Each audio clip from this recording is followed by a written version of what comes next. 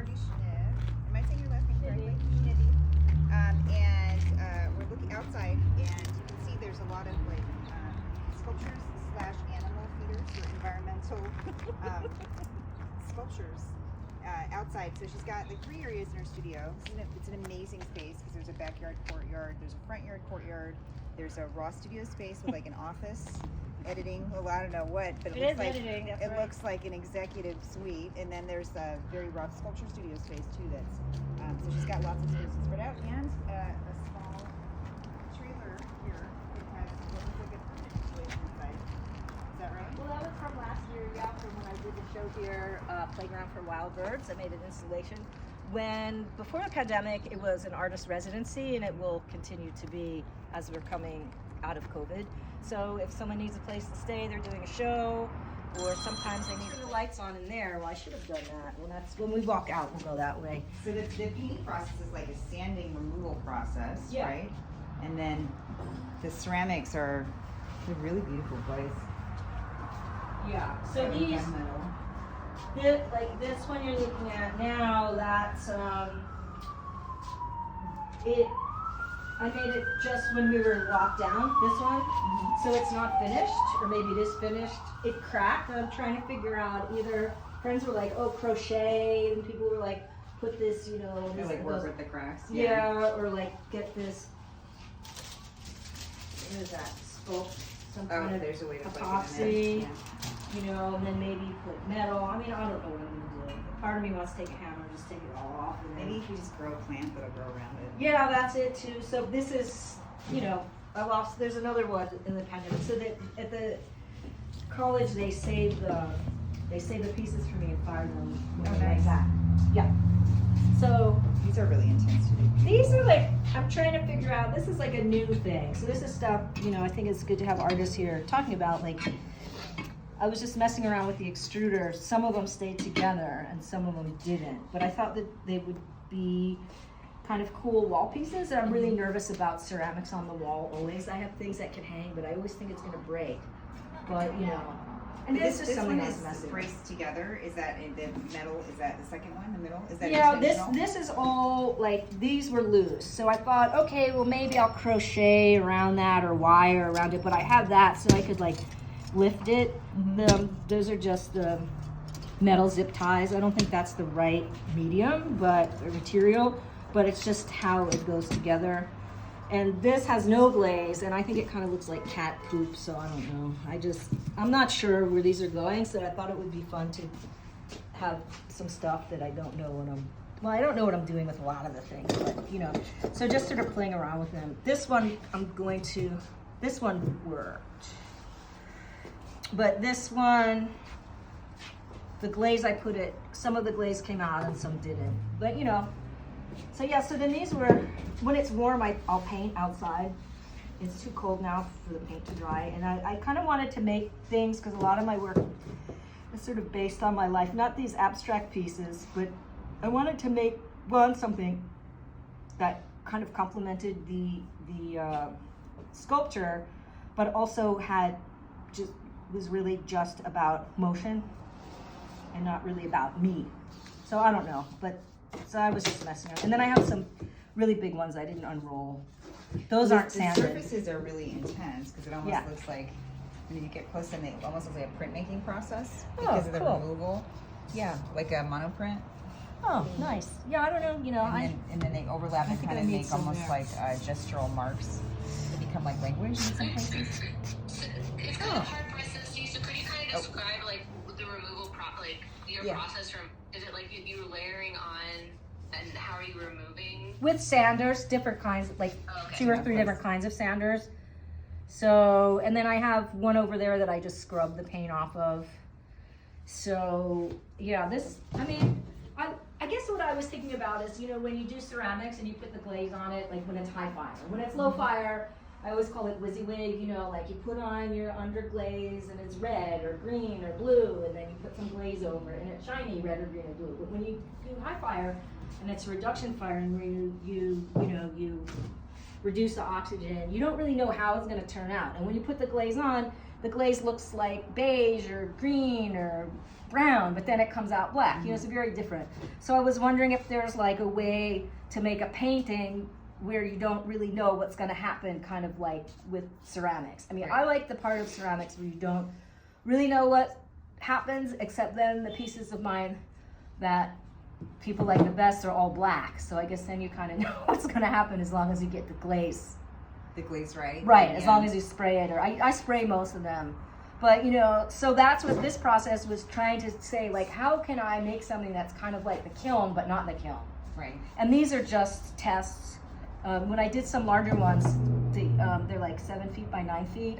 I did not sand them because I was working on these banners I get from my job that go in the trash, and they're 7 feet by 9 feet. Wow. So it you know, I don't know if I'm going to scale up with this or not. I started on some 2x2 pieces of wood. They're all covered up. But So, okay, that's interesting. So you're thinking about starting out with one that's made by chance and then scaling up to like a hand-painted reproduction of the one that's... No, I didn't know. It's just like it's kind of like, yeah, it's just what happened after. You know, so there's this process which it's kind of similar to ceramics maybe, in that I'll make these small pieces or these tests, and the same as over there, or glaze tests, and then I'll make sketches, and then I'll make a big piece, but I don't reproduce it. It's just a process of making smaller things and then making bigger things. These are sold. I have to be careful not to knock them over. So yeah, and then like over here you could see. And then you have some things that look like they're reproduction mold things, right? Yeah, That's so that you reproduce. You know, I work out of a community college because it's cheap, and I like it there, and they have big kilns, and they let me work there, which is great. They do not want me making those. They let me because I made the stuff on the bottom. I did the mold making class. You know, I do like. You take the class. I take the class. I do all the assignments. Now I don't have to do assignments because I've taken so many classes. But I bought some vintage molds I found on Craigslist that were really cheap from a guy in Pasadena. And then I was like, oh, I could just make some molds and sell these. But he was like, no, we can't do that here. So, and then some of them were stolen too. Oh. The students stole them, which is crazy. But it's because it looks like something. They're cute. Yeah. It's like, you know, slightly better than the 99-cent store. Actually a lot more expensive. But you know, so I mean, it's just always, for me, I wanted something that was a process of discovery, because like if you look at older pieces of mine, I think sometimes it's really about control. You know, controlling the line, like especially with the ink drawings. You know, one wrong move and the whole thing is ruined, and I just don't want to work that way anymore. And it's like that was sort of maybe a phase I was going through in my life, because the work is always connected to my life. You know, and here I've got this big crazy space. And it reminds me going back to more of my youth, before like when I was a sculpture major, before I went berserk, you know, rallying against patriarchy and whatever I was doing. Now I'm not at war with anyone, so yeah, you know, but I really felt like I was at war with this kind of macho sculpture culture where I went to school, and it was before CalArts. CalArts I did film. But it was like, I wanted nothing to do with sculpture. But now I feel like I think I'm back. So there's more sculptures in the back too. And I also have this giant place. So I filled the inside. Like I was making a painting, the banners were on that wall, I started there. But it like sucked the life out of the room because it was too big for the space. So then I had to move outside. Because the space, you know, it like a painting that's big, I would have to have the room empty, because it just sucks it's like everything goes in there. So one day I'd like to have like a giant indoor space so I could make big installations, because I fill any space I'm in. Like the painting that's by my bed from 1995, I was in New York in a hotel room that was like 6 feet by 10 feet. So all I could do is I found these blueprints in the trash. I would put one on the wall, I'd work on that, it would finish, take it down, hang it on the ceiling, hang it high on the wall, take another, you know? So now I have more space and I make bigger things, and then, yeah, so, and then outside too.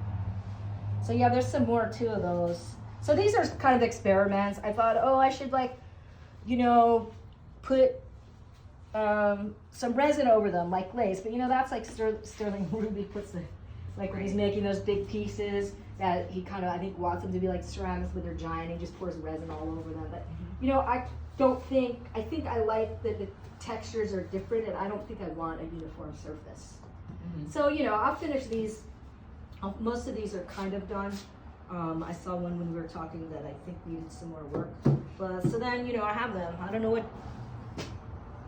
what to do with everything, but I have So now it. you just or you're premiering a film soon. Or is Oh that yeah, correct? Monday at On Akbar. Monday. Do you want to talk about that? That's a pretty big deal. Akbar's a huge community center space in LA. Yeah. Its patrons got together and raised a whole bunch of money during COVID to keep it alive. Yeah. Because it is such an iconic gay bar in LA. Yeah. And counterculture spot. It's like a hot spot in the city. I've always felt like that about it. I used to live right by there, and I would go there more often. It's interesting because I missed the Akbar fundraiser, but I donated to the Eagle fundraiser. Yeah. Because I love the Bears, So I was in Tom of Finland last night. Woo! Shout out to Tom of Finland Foundation. I went to their holiday party at Tom House.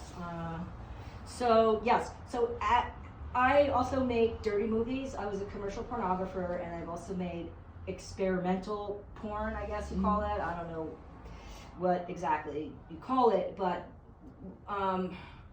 one of my friends at CalArts would say, your movies were too artistic for porn and too porn for art, and then I would laugh.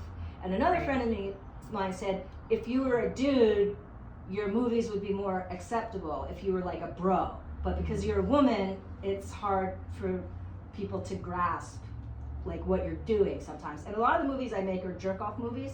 So the one that's premiering tomorrow at Akbar was my friend Travis Wood said, hey, we're doing another film festival. You want to make something? I'm like, make a new movie. Now, I haven't made dirty movies in years. I think I was really disgusted by like Louis C.K., Donald Trump. I was like, I'm not going near making any dirty movies. These men are icky. Like, I'm not making jerk-off movies. I didn't know that men like Louis C.K. made women watch him masturbate. Like, I thought it was like a fun thing. Like there was a gay filmmaker called Old Reliable who used to make these VHS tapes in like the 70s, the 80s, I think. And that was one of the first like dirty movies I saw. And he would hire hustlers off the street and then pay them to jerk off. And then, this is in LA. So then I was like, I made commercial porn where I got paid, and then I was making other things, mostly for Porn Film Festival Berlin, 2 festivals that are really into these movies. Porn Film Festival in Berlin, and then there's spin-offs, kind of little ones around the world, one in Greece, and then Cine Kink in New York. Now, Travis and Ian McKinnon have this at their Planet Queer on Mondays. So they're the only people in LA I know who have done like something similar to what I've seen in Europe and New York. So that's a movie there. It's called I Miss Your Cock. It's a movie, I believe it's the last movie I made another movie about my boyfriend who disappeared, who was living here with me, and he disappeared, and he actually died riding his bicycle to my house, but his parents didn't like me and didn't tell me. So I found out like in the ceramic studio, which is great, because I was in the ceramic studio making clay. I'm like, clay is healing. I love clay. I mean, years ago I was a ceramics major. It helped me through my crappy adolescence, like all this.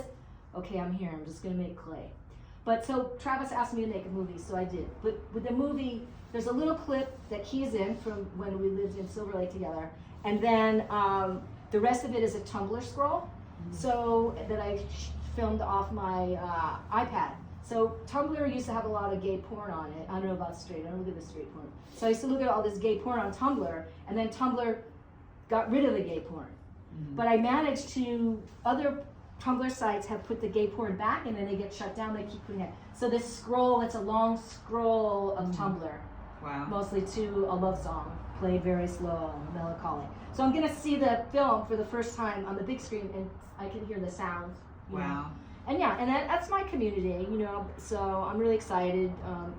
I mentioned Alan Ishii before. He's going to have a film. I hope it's a new film. And then, I love Akbar. So, yeah, I'm really excited about it. Yeah. So anyway, it's a great festival. And we invited Kimmy's class at CalArts. They might come. When I was a visiting artist there, we invited them. So you have to be 21, though. Yeah.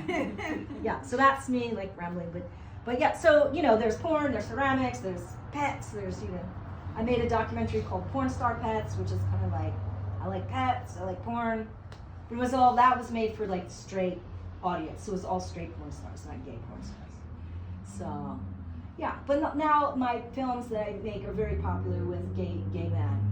So that's their they support my films a lot. So I'm really happy for that. That's awesome. Yeah. So